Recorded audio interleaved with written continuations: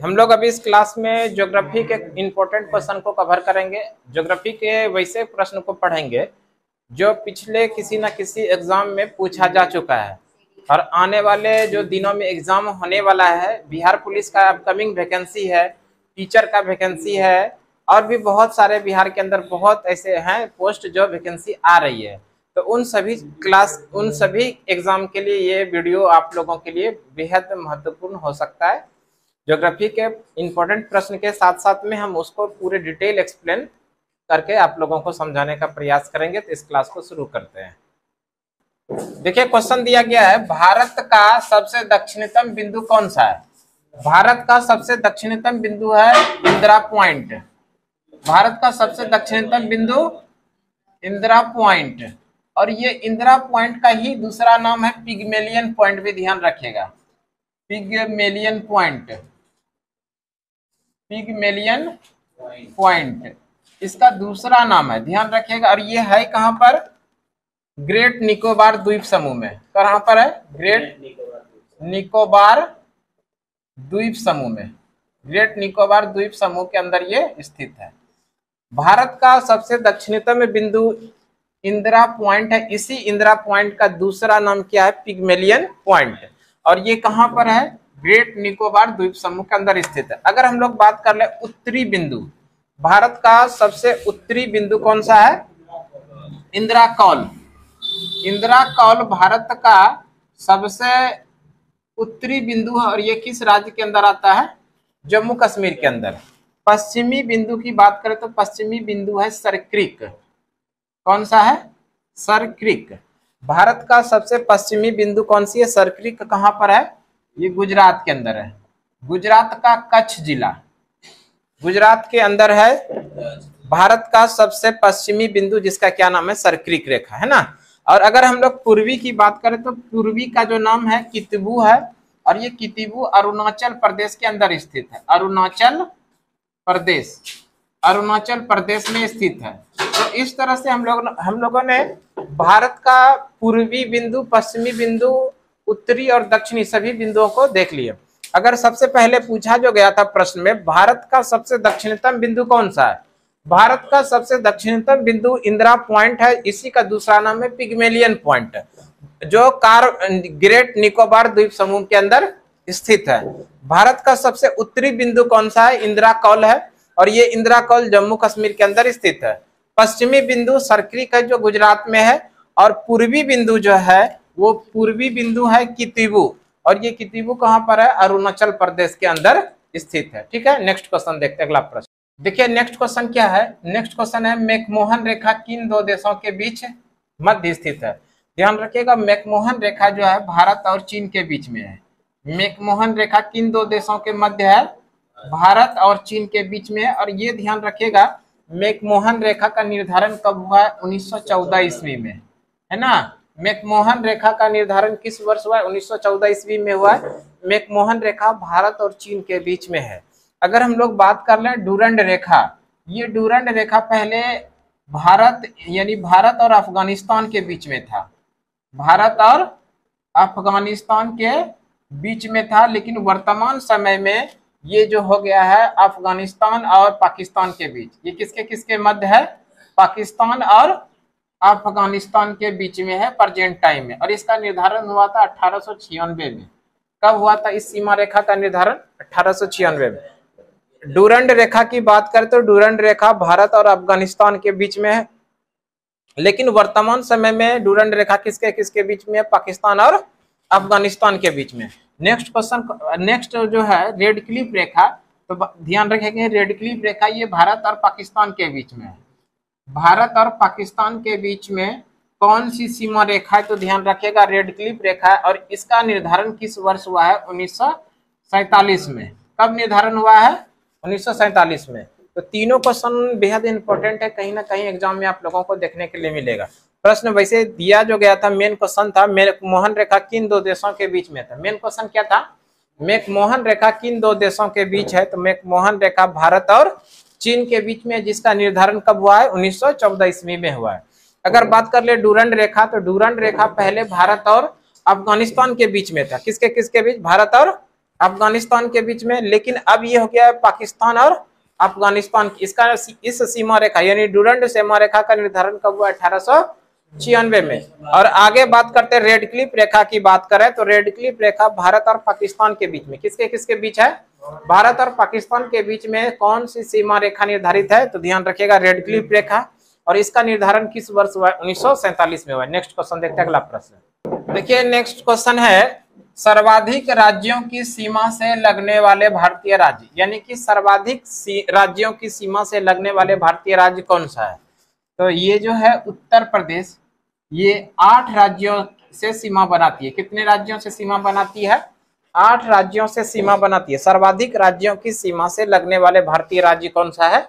उत्तर प्रदेश। कौन कौन सा राज्य से? ध्यान रखिएगा, बिहार से सीमा बनाती है, उत्तराखंड से सीमा बनाती है, मध्य प्रदेश से, हरियाणा से, दिल्ली से, राजस्थान, हिमाचल प्रदेश और छत्तीसगढ़। इन 8 राज्यों से भारत उत्तर प्रदेश की सीमा स्पर्श करता है। इस तरह से ध्यान रखिएगा, सर्वाधिक राज्यों की सीमा से लगने वाले भारतीय राज्य कौन सा है? उत्तर प्रदेश। कितने राज्यों से सीमा बनाती है? 8 राज्यों से सीमा बनाती है। वो 8 राज्य कौन कौन सा है? बिहार है, उत्तराखंड है, मध्य प्रदेश है, हरियाणा है, दिल्ली है, हिमाचल प्रदेश है, राजस्थान है और छत्तीसगढ़। इन 8 राज्यों से सीमा बनाती है कौन सा राज्य? उत्तर प्रदेश। ठीक है, नेक्स्ट क्वेश्चन देखते हैं, अगला प्रश्न देखिए। इसी के साथ और भी प्रश्न था, उसको भी देख लेंगे। सर्वाधिक राज्यों की सीमा से लगने वाले भारतीय राज्य तो यूपी है ही। अब भारत का जो पड़ोसी देश है जैसे नेपाल, नेपाल किस किस राज्य के साथ में भारतीय राज्य के साथ सीमा बनाती है उसको भी देख लेते हैं। सबसे पहले बात करें नेपाल की, तो नेपाल उत्तराखंड के साथ सीमा बनाती है, उत्तर प्रदेश के साथ सीमा बनाती है, बिहार के साथ सीमा बनाती है, वेस्ट बंगाल के साथ सीमा बनाती है और सिक्किम के साथ बनाती है। तो इस तरह से कुल मिला के नेपाल कितने राज्यों के साथ सीमा बनाती है? 5 राज्य। नेपाल जो है कितने भारतीय राज्यों के साथ सीमा बनाती है? 5 राज्य। ये 5 राज्य कौन कौन सा है?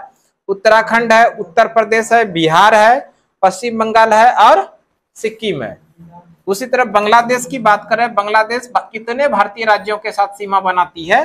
तो ध्यान रखिएगा, ये भी 5 राज्य है। वेस्ट बंगाल है, असम है, मेघालय है, त्रिपुरा है और मिजोरम है। तो इस तरह से बांग्लादेश भी कितने राज्यों के साथ सीमा बनाती है? 5 राज्यों के साथ। कौन कौन? पश्चिम बंगाल, असम, मेघालय, त्रिपुरा और मिजोरम। ये जो असम है, ये असम को बांग्लादेश तीनों तरफ से घेर के रखी है।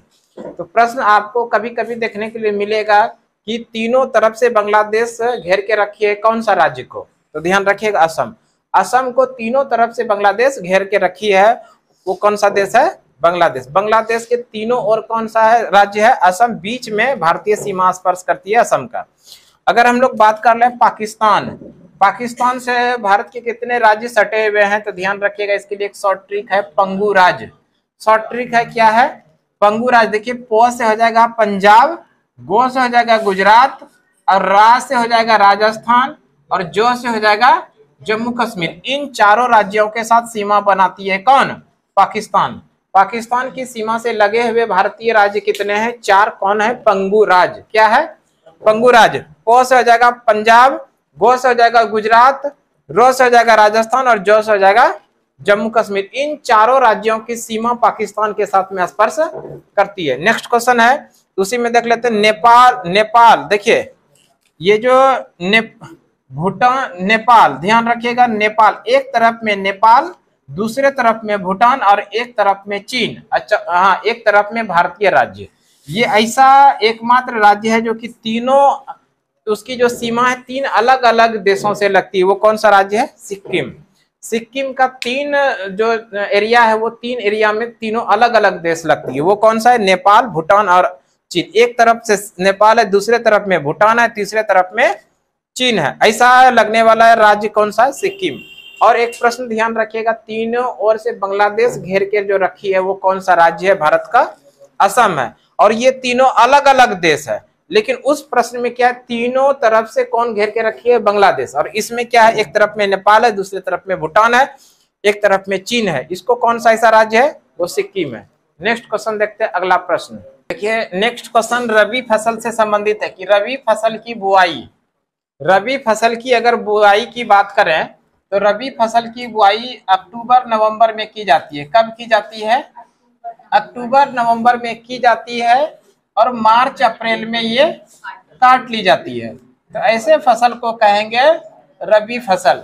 देखो आप इसको ऐसे भी याद रख सकते हैं, अक्टूबर नवंबर में एमए किया, अक्टूबर नवंबर में एमए किया, इसका मतलब ये हुआ अक्टूबर नवंबर में बुआई किए और एमए का मतलब ये हुआ कि मार्च अप्रैल में काट लिए। तो ध्यान रखिएगा, अक्टूबर नवंबर में जिस फसल को बोई जाए और मार्च अप्रैल में काट ली जाए वैसे फसल को हम लोग रबी फसल कहेंगे। रबी फसल के प्रमुख उदाहरण जो है, इसके लिए भी शॉर्ट ट्रिक है। नाई हुटर बजते ही जोश में आया आलू, नाई हुटर बजते ही जोश में आया आलू। देखो ये ना से हो जाएगा चना, ना से क्या हुआ? चना। ई से हो जाएगा राई, ई से क्या होगा? राई। देखिए हु से हो जाएगा गेहूं, हु से क्या होगा? गेहूं। टर से हो जाएगा टमाटर, टर से हो जाएगा मटर, ये टर से क्या होगा? मटर। और जो से हो जाएगा जौ, जौ से क्या होगा? जौ। और ये सौ से हो जाएगा सरसों, आलू, आलू हो ही जाएगा।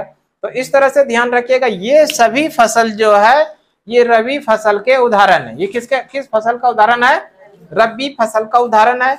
रबी फसल के उदाहरण को याद रखने के लिए एक शॉर्ट ट्रिक है। नाई हुटर बजते ही जोश में आया आलू। क्या याद रखेंगे? नाई हुटर बजते ही जोश में आया आलू, नाई हुटर बजते ही जोश में आया आलू। ये रबी फसल को याद रखने के लिए शॉर्ट ट्रिक है। चना, राई, गेहूं, मटर, जौ, सरसों, आलू, ये सभी किस फसल के उदाहरण है? रबी फसल के उदाहरण है। अगर हम लोग खरीफ फसल की बात करें, खरीफ फसल की बुआई जून जुलाई में बोई जाती है और नवंबर दिसंबर में काट ली जाती है ना। यानी JJND, क्या याद रखेंगे? JJND। जे से हो जाएगा जून, जे से हो जाएगा जुलाई, एन से हो जाएगा नवंबर और डी से हो जाएगा दिसंबर। JJND यानी JJND मतलब ये हुआ कि जून जुलाई में जिस फसल की बुआई की जाए और नवंबर दिसंबर में जिस फसल की कटाई की जाए वैसे फसल को हम लोग क्या बोलेंगे? खरीफ फसल। खरीफ फसल का सबसे प्रमुख उदाहरण है चावल। कई बार एग्जाम में चावल से संबंधित प्रश्न पूछा गया। चावल को जरूर याद रखिएगा। चावल क्या है, किस प्रकार का फसल है? खरीफ फसल। नेक्स्ट क्वेश्चन देखते हैं, अगला क्वेश्चन देखिए। नेक्स्ट क्वेश्चन दिया गया है, भारत के कुल क्षेत्रफल का कितने प्रतिशत क्षेत्रफल कृषि योग्य भूमि है? यानी कि भारत का कुल क्षेत्रफल का कितना प्रतिशत भाग कृषि योग्य भूमि है? तो ध्यान रखिएगा, पूरे भारत का क्षेत्रफल के मामले में कितने प्रतिशत भाग पर कृषि योग्य भूमि है? 51% लगभग भाग पर क्या होता है? कृषि होती है। भारत के कुल क्षेत्रफल का कितने प्रतिशत क्षेत्र पर कृषि योग्य भूमि है? 51% जो है कृषि योग्य भूमि है। जबकि चारागाह कितना परसेंट है? 4% है। वन कितना परसेंट है? 21%। और बंजर भूमि जो है वो कितना परसेंट है? 24% है। इस तरह से ये भी बांटा गया है। चारागाह 4% है, वन 21% में है और बंजर के साथ साथ में पथरीली अन्य जो चीजें इसमें शामिल हो गया वो कितना परसेंट है? 24% है। लेकिन मुख्य जो क्वेश्चन था, ये प्रश्न था कि पूरे भारत के क्षेत्रफल का कितने प्रतिशत क्षेत्रफल पर कृषि योग्य भूमि है? तो वो कितना है? 51 यानी 51% क्षेत्रफल पर क्या होता है? कृषि योग्य भूमि है भारत के अंदर। ठीक है। वन कितना है? 21%। और बंजर के साथ साथ में अन्य भूमि जो बचा वो कितना परसेंट है? 24%। नेक्स्ट क्वेश्चन देखते हैं, अगला प्रश्न। नेक्स्ट क्वेश्चन क्या है? नेक्स्ट क्वेश्चन है, विश्व का सबसे बड़ा नदी द्वीप कौन सी है? विश्व का सबसे बड़ा नदी द्वीप है माजुली नदी द्वीप। ध्यान रखिएगा, माजुली नदी द्वीप। और ये माजुली नदी द्वीप किस देश के अंदर, किस राज्य के अंदर है? तो ध्यान रखिएगा, असम में है। और किस नदी पर है? ये भी ध्यान रखिएगा, ब्रह्मपुत्र नदी पर है। किस नदी पर है? ब्रह्मपुत्र नदी पर है। अगर हम लोग ब्रह्मपुत्र नदी की बात करें तो ये ब्रह्मपुत्र नदी का उद्गम स्थल कहाँ पर है? यानी ब्रह्मपुत्र नदी निकलती कहाँ से है? उद्गम। तो उद्गम स्थल है इसका मानसरोवर झील। कहाँ पर है? मानसरोवर झील। ये मानसरोवर झील किस देश के अंदर है? ध्यान रखिएगा, तिब्बत के अंदर है। तिब्बत के मानसरोवर झील से ब्रह्मपुत्र नदी निकलती है और ये ब्रह्मपुत्र नदी जो है, इसी ब्रह्मपुत्र नदी पर माजुली नदी द्वीप है। और ये माजुली नदी द्वीप किस राज्य के अंदर है?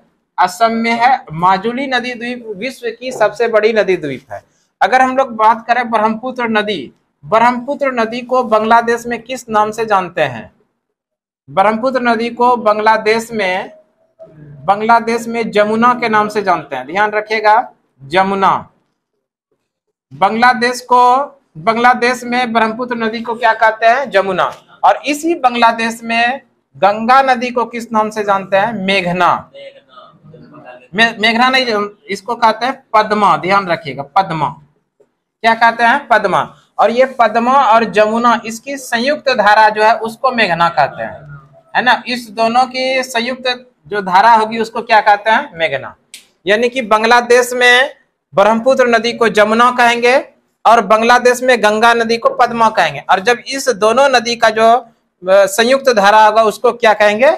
मेघना। ये कहां पर? बांग्लादेश के अंदर। अगर हम लोग बात कर लेते हैं, ये ब्रह्मपुत्र नदी, इसका संगम यानी मुहाना कहां पर है? मुहाना का मतलब होता है ये कहां गिरती है, तो ध्यान रखिएगा, ये बंगाल की खाड़ी में। कहां पर गिरती है? बंगाल की खाड़ी में गिरती है। तो वैसे ये जो मुख्य प्रश्न था, मेन प्रश्न था, क्या था? मेन क्वेश्चन था विश्व का सबसे बड़ा नदी द्वीप कौन सी है? विश्व की सबसे बड़ी नदी द्वीप है माजुली नदी द्वीप, जो किस राज्य के अंदर है? असम में स्थित है। माजुली नदी द्वीप किस नदी पर है? ब्रह्मपुत्र नदी पर है। ब्रह्मपुत्र नदी का उद्गम स्थल है मानसरोवर झील। मानसरोवर झील किस देश के अंदर है? ध्यान रखिएगा, तिब्बत में है। और ब्रह्मपुत्र नदी का जो संगम है यानी मुहाना है, वो कहाँ है? बंगाल की खाड़ी। ब्रह्मपुत्र नदी की बात करें तो ब्रह्मपुत्र नदी को बांग्लादेश में जमुना के नाम से जानते हैं। और इसी बांग्लादेश में गंगा का नाम क्या है? पद्मा। और जमुना और पद्मा का जब संयुक्त धारा होती है तो उसको किस नाम से जानते हैं? मेघना के नाम से। ठीक है, नेक्स्ट क्वेश्चन देखते हैं, अगला प्रश्न। देखिए नेक्स्ट क्वेश्चन है, प्राकृतिक रेशम कितने प्रकार के होते हैं? प्राकृतिक रेशम कितने प्रकार के होते हैं? ध्यान रखिएगा, 4 प्रकार के होते हैं। प्राकृतिक रेशम कितने प्रकार के होंगे? 4 प्रकार के होते हैं। ये 4 प्रकार कौन कौन है? सहतूती है, एरी है, तसर है और मूंगा है। ध्यान रखिएगा, सहतूती, एरी, तसर, मूंगा, ये 4 प्रकार ये प्राकृतिक रेशम के प्रकार। और ये चारों प्रकार जो है भारत में अवेलेबल है, भारत में पाए जाते हैं। ये चारों प्रकार भारत के अंदर रेशम का जो 4 प्रकार है, ये चारों प्रकार भारत में पाए जाते हैं। अगर हम रेशम की बात करते हैं तो सर्वप्रथम रेशम किस देश के अंदर प्रयोग किया गया था यानी प्रचलन किया गया था? तो ध्यान रखिएगा, चीन में, है ना। कहां पर? चीन में। और चीन जो है वर्तमान समय में सर्वाधिक रेशम उत्पादन करने वाला देश है। विश्व में सबसे अधिक रेशम का उत्पादन किस देश में होता है? चीन में। उत्पादन भी होता है, निर्यात भी होता है। ध्यान रखिएगा, जहां पर उत्पादन होगा वहीं पर निर्यात भी होगा।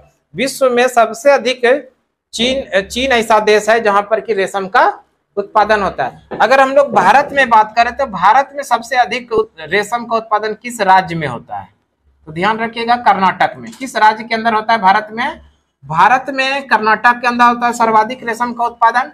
और विश्व में सबसे अधिक रेशम का उत्पादन कहां पर होता है? चीन में। पहली बार रेशम का उत्पादन किस देश में किया गया था? वो भी चीन है। और रेशम कितने प्रकार के हैं? 4 प्रकार के हैं। कौन कौन है? सहतूती है, एरी है, तसर है और मूंगा है। ये चारों प्रकार भारत में अवेलेबल है। ठीक है, सबसे अधिक रेशम का उत्पादन किस देश में होता है? चीन में होता है। भारत में सबसे अधिक उत्पादन कहां पर होता है? कर्नाटक में। नेक्स्ट क्वेश्चन देखते हैं, अगला प्रश्न। देखिए नेक्स्ट क्वेश्चन क्या है? अगला क्वेश्चन है, भारत में खारे पानी का सबसे बड़ा झील कौन सा है? भारत में खारे पानी का सबसे बड़ा झील है चिल्का झील। कौन सी झील है? चिल्का झील। और ये चिल्का झील किस राज्य के अंदर है? ये चिल्का झील उड़ीसा राज्य के अंदर है। चिल्का झील कहां पर है? उड़ीसा के अंदर है। और ये चिल्का झील जो है ये भारत में ही नहीं, एशिया में भी, ध्यान रखिएगा, एशिया का सबसे बड़ा खारे पानी का झील है। एशिया में भी खारे पानी का सबसे बड़ा झील कौन सा है? चिल्का झील उड़ीसा के अंदर है। वैसे सांभर झील, ध्यान रखिएगा, एक सांभर झील है और ये सांभर झील राजस्थान में, ये भी खारे पानी का ही झील है। ये कहां पर है? राजस्थान के अंदर है। लेकिन सबसे बड़ा झील खारे पानी का वो कौन सा है? चिल्का झील, जो उड़ीसा के अंदर है। भारत में खारे पानी का सबसे बड़ा झील कौन सा है? चिल्का झील। किस राज्य के अंदर है? उड़ीसा में। अगर आपसे पूछा जाए एशिया की सबसे बड़ी खारे पानी की झील कौन सी है, वो भी चिल्का झील है। और कहां पर है? उड़ीसा में है। और ये सांभर झील जो है, सांभर झील भी खारे पानी का ही झील है, लेकिन सबसे बड़ी झील नहीं है। सबसे बड़ी झील खारे पानी का चिल्का झील है। सांभर झील कहां पर है? राजस्थान में। एक और क्वेश्चन को ध्यान रखिएगा, वूलर झील। वूलर झील जो है, ये वूलर झील जम्मू कश्मीर में है। और ये मीठे पानी की सबसे बड़ी झील है। मीठे पानी की सबसे बड़ी झील, मीठे पानी की झील। तो ये भी आंसर ध्यान रखिएगा, मीठे पानी का झील कौन सी है? वूलर झील है। और कहां पर है? जम्मू कश्मीर के अंदर है। ठीक है, नेक्स्ट क्वेश्चन देखते हैं, अगला प्रश्न। नेक्स्ट क्वेश्चन देखिए, नेक्स्ट क्वेश्चन में पूछा गया उज्बेकिस्तान की राजधानी कहां पर है? उज्बेकिस्तान की राजधानी की बात करें तो ये ताशकंद में। कहां पर है? ताशकंद। उज्बेकिस्तान की राजधानी कहां पर है? ताशकंद। और उज्बेकिस्तान की जो करेंसी है वो सोम है। ध्यान रखिएगा, उज्बेकिस्तान की जो करेंसी है वो क्या है? सोम। उज्बेकिस्तान की राजधानी ताशकंद में है और यहाँ की करेंसी क्या है? सोम। और इसके साथ साथ में ये भी ध्यान रख लीजिएगा, कजाकिस्तान की राजधानी नूर सुल्तान है।